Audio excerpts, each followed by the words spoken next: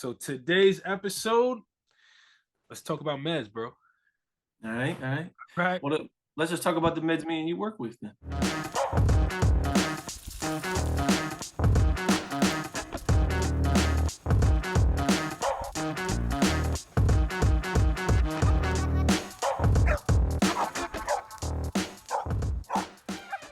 This episode is sponsored by the Beast of the East Dog Show.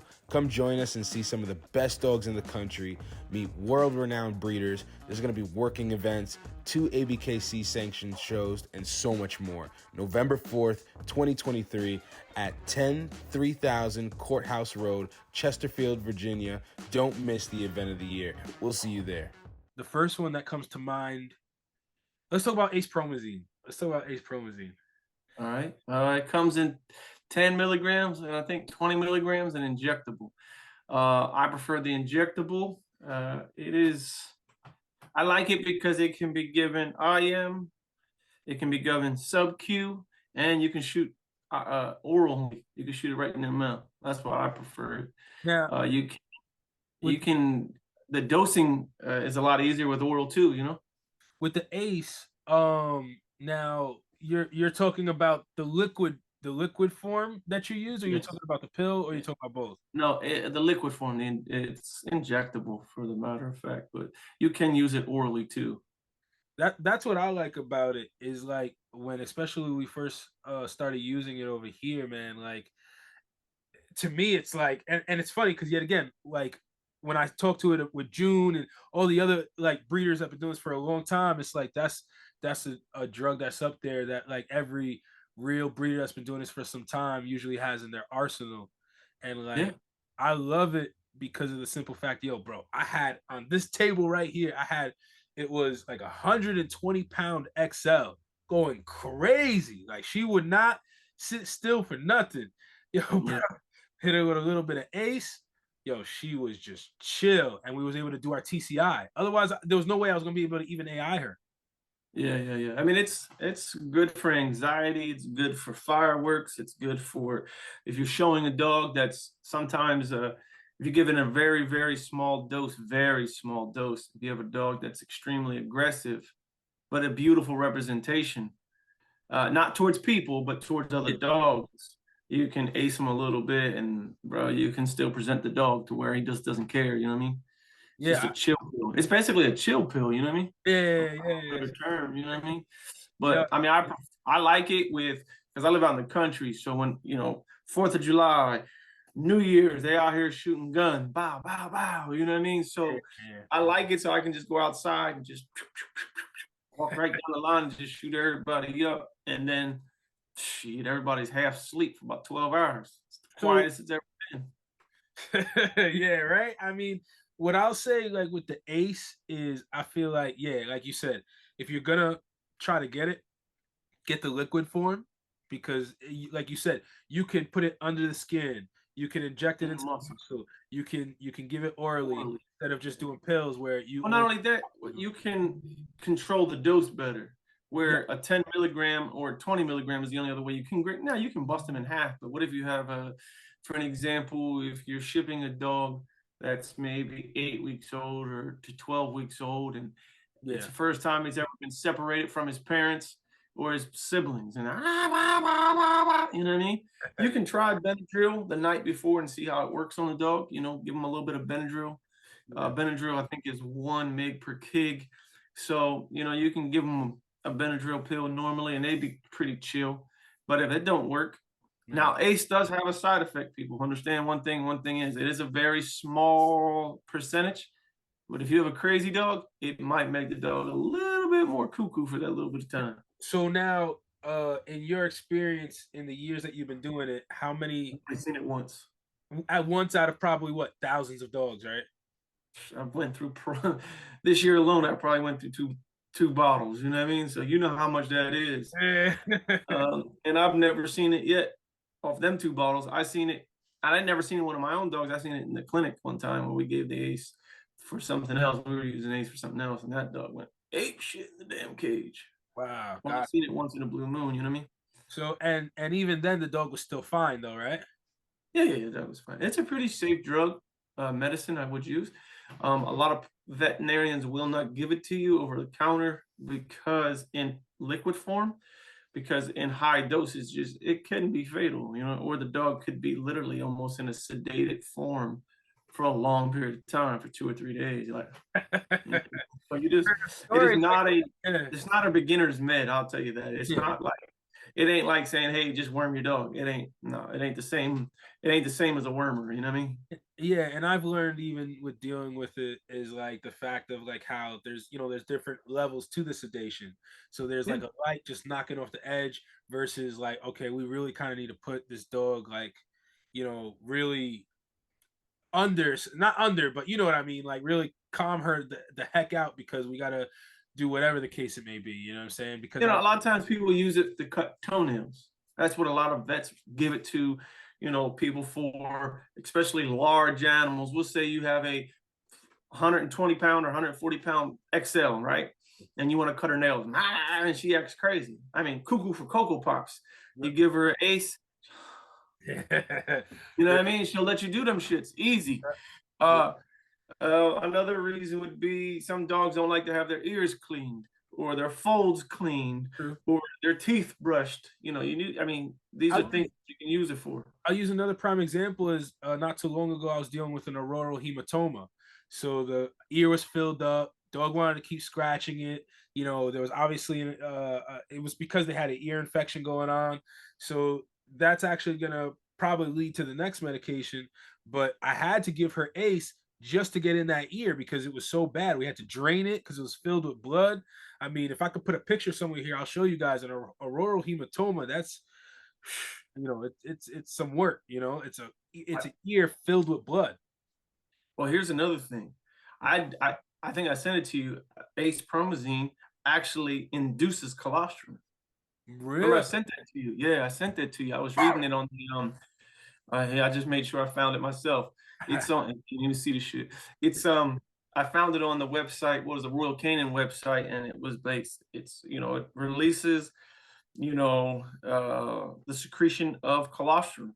Interesting. So I didn't know that either, but I found it, because these are some of the meds I was showing you. There's a bunch of meds on there that release colostrum. Interesting. So I mean, I haven't personally used it for colostrum. I never used it for that. The weird part is I do sedate sometimes my moms as they're waking up.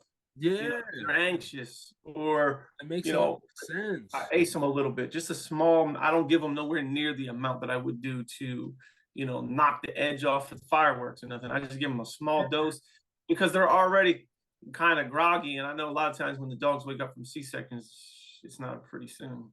No, yeah, because like once their motherly instincts start to kind of like once they start making those mental connections, then sometimes I know exactly what you're talking about. They almost like kind of panicking a little bit, like where's all the puppies? And exactly what you're saying. That's I mean, for me, I just want the dog to lay there, just relax. Yeah. Ace, I've been using Ace on the moms just to take the edge off, and you come to find out it didn't actually increase colostrum, and I didn't know that. That's awesome. Yeah, no, I didn't know that either. It was a two-piece help right there. Yeah, no, that's awesome. That's great knowledge to know. So now, after ACE, right? So let's get into now, because actually there's been a lot of misconceptions with I did a video not too long ago talking about gonadotropin, and there's been a lot of misconceptions with that, a lot of misinformation with that. So maybe we can dig a little deeper into gonadotropin and talk about. I sent it to you. We can talk about that. I mean, I sent it to you what people are passing as gonadotropin right now. So yeah, I mean, I know, but the thing is, so what they're using PG 600 and calling it gonadotropin. So if you looked it up in the plums, I think the plums is downstairs. My plums is downstairs. But you got there's hysterelin, cisterelin, factual, gonadotropin. They're all the same thing. And the one that other people are using, that's PG 600. It's a different chemical. It does similar properties because it has gonadotropin in it. Which it actually can be, but it can be harmful. It can be. I mean, I would imagine any medicine can be harmful, but gonadotropin, I've never had any issues with. No, I'm talking about using PG 600 I mean, I've never seen anything successful from PG 600. So yeah, just to backtrack. So all right, backtrack a few things. So gonadotropin, I did a video, and I think you probably have done a video on it already, talking about how gonadotropin is a reproductive hormone. Yeah, Essentially, it's a HCG. yeah, synthetic. It's a form of HCG, yeah, So, and it is something that you can use. It's called in cattle. It's called an ultra ovulator, but you can use this. They use cicerellin. All right, so here's how I learned about cicerellin. 8-9 years ago. So when they breed horses, this is going to be a little quick story. When they breed horses, this is going to be mind blowing to some people in breeding, dog breeding. They bring horses into heat so they can simultaneously have two horses in heat. Horse A is an athlete. We'll just say horse A is a world-class athlete.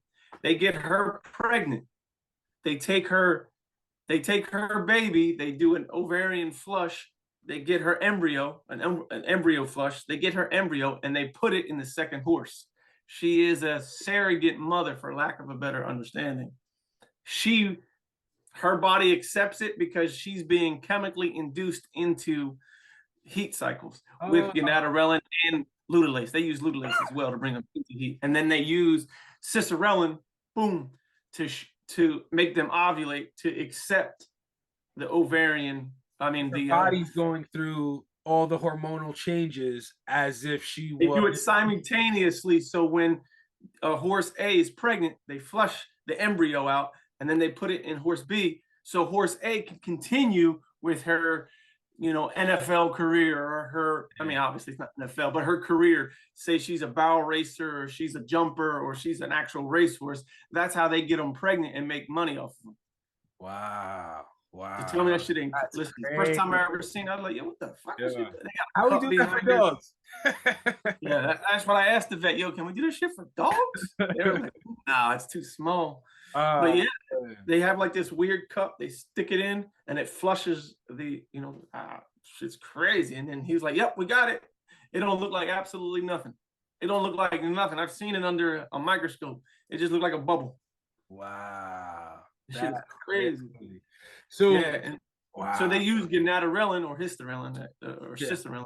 They use that to make sure that the second female, it's an ultra ovulator. So they shoot them up with it to make sure that the horse B will accept the small little, baby. That shit is crazy. So just to clear a little bit of confusion with the gonadotropin, gonadotropin, I guess, is like the general term, and then like you said, there's 3 sisters that are under that.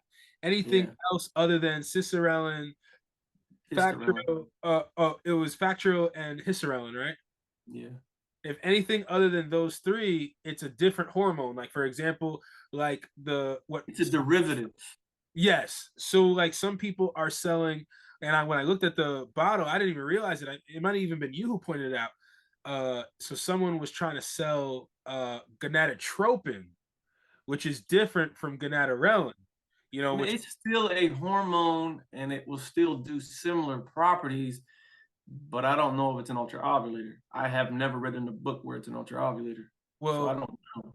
Well, when I read from the book, it said with gonadotropin. So the things that gonadotropin that I'm aware of that it's known for is it can help with dropping the testicle for stud dogs that have only one testicle.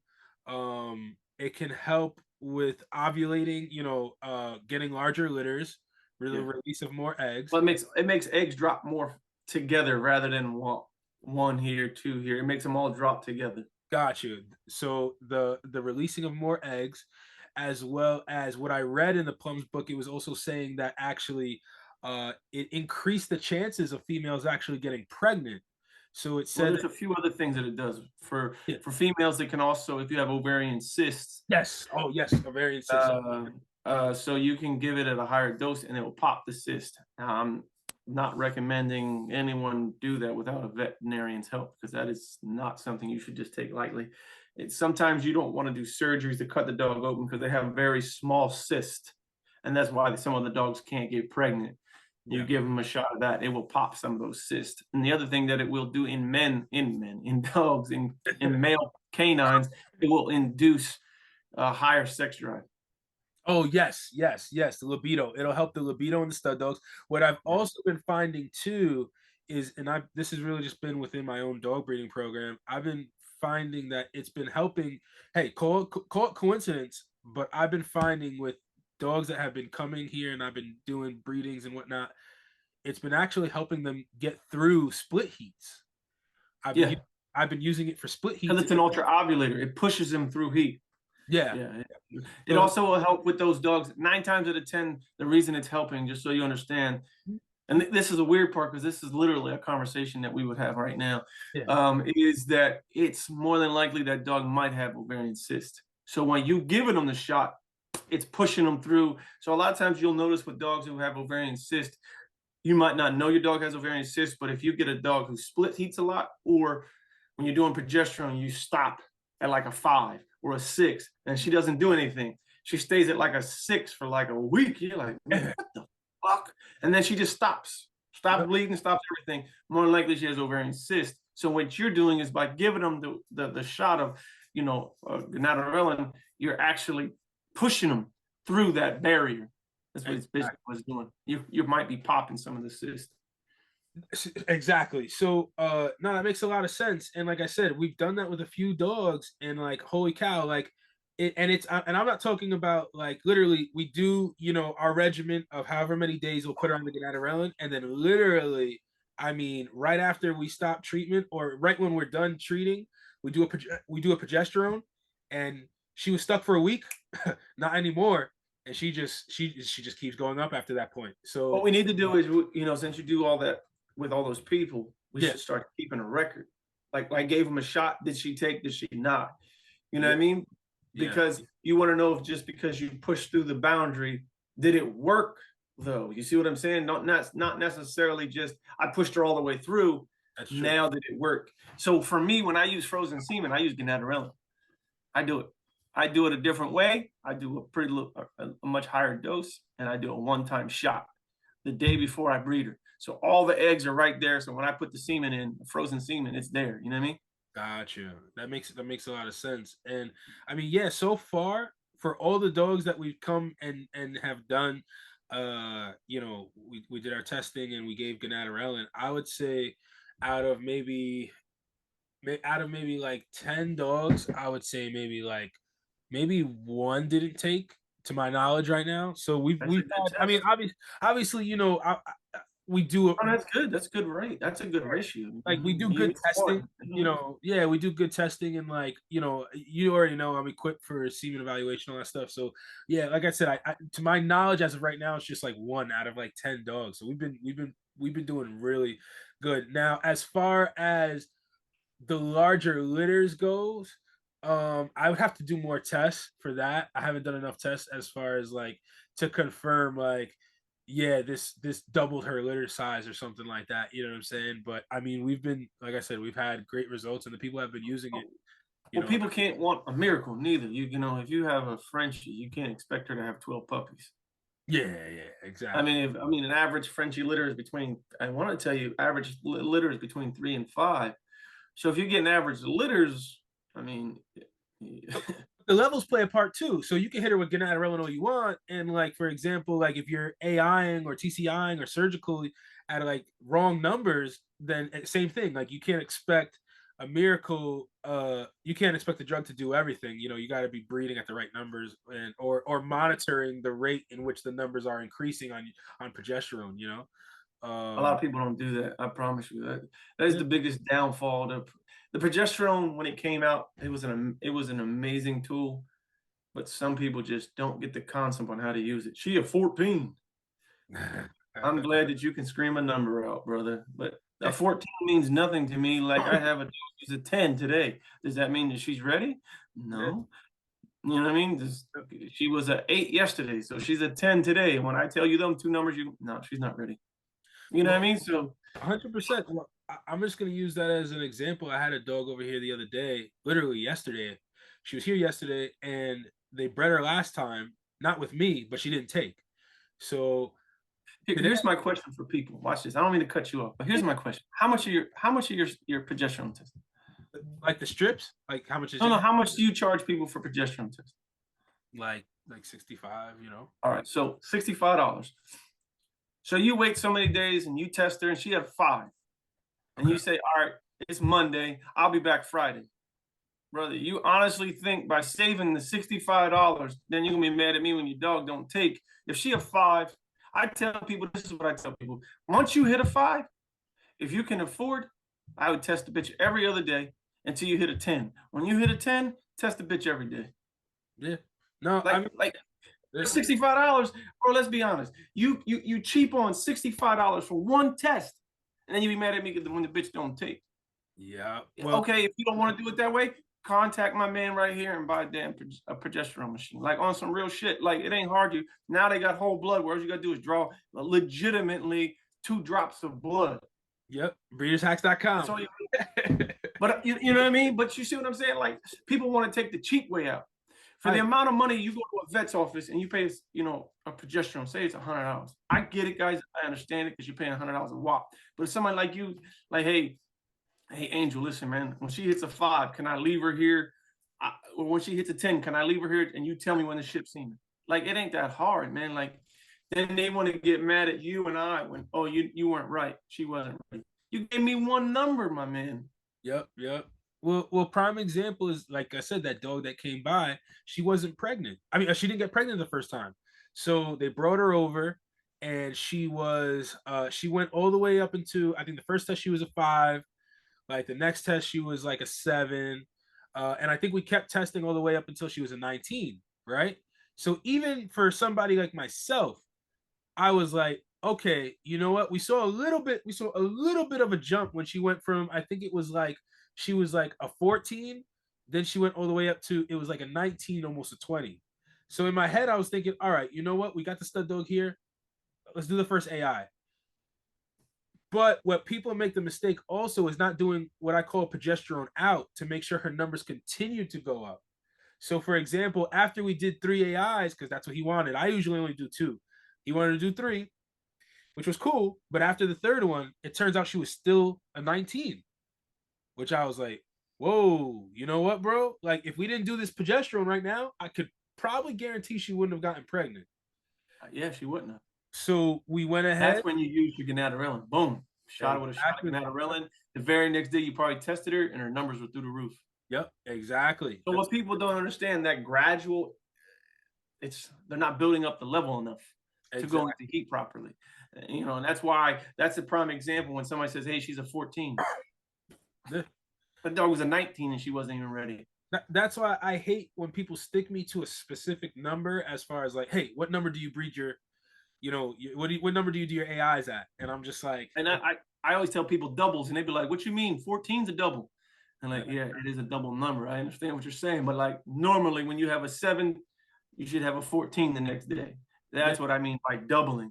Yep. It doesn't have to be exact science. It ain't going to be 7, 14, 28. It ain't going to be that perfect. Exactly. But it's going to be those large jumps like that, though. 100%, 100%. And yet again, I mean, you have the Wanfo machine. So actually, let's just touch on one little side piece of that as well. Is a few things. Like the first thing is, because I got a guy who came by and he bought some random machine or whatever that I've never seen anyone. And I'd like to say I know a lot of people who have machines. I've never heard of it, never seen it. What's nice about the Wanfo thing is that cross-reference, right? So we can share each other's numbers and data and information because we kind of have the same machine. That's what's kind of cool about the Wanfo machine is so many people have the same machine that it's kind of cool that we can like cross-reference and whatnot. Now, another thing too is please tell them about whole blood, bro. Are you a believer in whole blood? Yeah, I love it. It's a lot easier. Bro, I'm gonna tell you how I do whole blood, bro. Don't laugh at me, man. Bro, I took this shit right out of the trash. Bro, I just cut the top of the motherfucking pipe. I just cut the shit off with a pair of scissors, bro. Yo, but like, and I just take the shit right out of it. Like, bro, the one mistake that I made with whole blood is drawing too much blood. You got to remember not to draw so much blood. Yeah, exactly. Like I stop at a CC now, like just so I can have that gap at the top, so I can cut the whole needle off. And to my knowledge, like I think we talked about maybe there's like one new IDEX machine that takes whole blood, but Yeah, essentially most of the expensive machines don't they internally centrifuge it. They don't test the blood like whole blood or anything like that. So to me, that's almost like an upgrade for the machine. It yeah, feels like I I upgraded like my it. machine, right? Like I and like you're it, man. It's notorious easier. for like you liked your serum and you were like, yo, this is what works for me, this is and that. Man, And I I hope like that shit true, too. right? I think I'm on my third box of them shits. I'll stay with them. It just makes it life easier. You know what I mean? I couldn't figure out the whole blood part, as in how to get the blood out of the syringe, because putting in it was just weird. So I just cut the tips off now. How do you feel about numbers and accuracy? It's a little bit more sensitive with the whole blood. I'm a little higher. I Yes, do notice that. yes. Yep, I noticed that too. But I feel like people keep going back and forth about accuracy. I feel like they keep trying to compare serum to the whole blood when I feel like there's less variables that can go wrong with the whole blood. So what were you gonna say? Here's what I'll tell you. You Yeah. got IDEX, you got Mini Vitas, you got Toso. Yeah. I mean, you got all them. The things what people don't understand, that's why numbers mean dick. The numbers mean nothing. Yes. So it's the jumps, and every single one of them has the jumps. Yep. Without the jumps, it doesn't mean anything. So you can be using an IDEX. I tell people all the time, I don't care what you're using, you're looking for jumps. So IDEX, Mini Vitas, Toso machine. I was a Toso machine fanatic. I loved it. I've never missed on a Toso machine. But the reality of it is, this is, if I'm not mistaken, when I talked to the owner, he uses the Toso machine to calibrate it. Yeah. So, At one point, it was like, all right, well, cool. And the crazy part was, it's all about the jumps anyway. It doesn't even matter. So when people tell me I got this machine, it doesn't matter to me. Look for your jumps. If you're going from a 10 to a 17, that's a big enough jump. She's ovulated. You see what I'm saying? but I will say this though, like I feel like with some of the cheaper machines, like I'm just gonna say an example because I used to have like I don't know if you remember I think it's called the iChroma. Yeah, It's I had one. silver one. It was like if you did not have that thing calibrated right, like I missed like 3 breedings with those things. The one thing I didn't like about that one, it was it only went so high. Yeah, I hated it. And It then was you could weird. get test strips, right? There was one time that I was buying test strips literally from like Italy for like twice the price just because there was no test strips you can get your hands on them. So like just be a little mindful, like for those that maybe don't have a progesterone machine that want to buy one or whatever, but So the whole blood eliminates a lot of things. It eliminates your centrifuge. It eliminates, all you need is a test, syringe, and a machine. Yeah. You don't need shit else. You don't need your little pipettes to put the blood in. You just need a syringe. And bro, you can do what I do, just cut the tops off. Yeah, what I do surgical scissors. Yeah, see, I'm a little fancy. I'll throw it in one of these little tubes, but here's what I will say is I do like having this little blue thing right here, the vortex mixer. I like it because when I'm mixing the blue buffer, right, the little buffer tube, that when you mix it with the whole blood, I just put my finger out of here and it just makes for myself, like it makes me know that it was properly mixed, but that's just like that's too fancy for me. Just like a paint marker. Yeah. Call it a day. Yeah, so, man, I just tried to find a way it would work and be easy for me. So that's why I just cut the tops off of them shits, man. No, I agree. And yet again, yeah, I think the whole blood is like, that's a huge game changer that yet again, from being on the seller side of this, I see how many test strips I sell of serum. If people would just give it a chance and not try to compare it to serum, I think they do really good. But hey, what was the last med that you wanted to talk about? Yes, let's talk about. So this one's a little bit of a newer one for me for sure. Is Claro and like Claro alternatives. So something that ear infections. So ear infections plague dogs. 90% of ear infections are from food allergies. So the thing about ear infections, they either come with or without rods. And I can't look at a damn ear infection and tell you which one it is. You need a microscope for that. So Claro is without rods. Put it in there. So It ain't something you got to do it every single day. It ain't something, you don't even got to clean the ear. You just put it in the dirty ear and shoot it in there and be done with it. Exactly. Now, if you have with rods, I recommend the one with, you can make your own flush. I like making my own with the Baytril and the Dex in the ear flush, and I make it myself, and that does with rods. Could the one with rods, because I actually don't know this, could the one with rods treat the one without rods? Yeah, technically it could. Okay. I mean, it's a lot bigger of a bottle. Yeah. Because the way you have to mix it, you need like a 16-ounce bottle, and you put the Dex in the enrofloxacin in it, shake it up, injectables, and you shake it up, and so you need this big old bottle for the mathematics to work. So then the bottle would be a lot more expensive, but it would last you a lifetime. But is it a one and done kind of thing like Claro? No. So you have to continue. You have to clean the ear, and you have to constantly do that 2 to 3 times a day. Okay, so yeah, all right. So that's a little bit. Claro is a one-time, you know what I mean, in the ear, and sometimes you might have to do it again in 7 days. You know what I mean? Sometimes it is one of those things that you may have to do again. But the thing is, with ear infections, please, guys, I want you to understand, most ear infections come from an allergen. So they're allergic to something. Yeah. It's a buildup of yeast.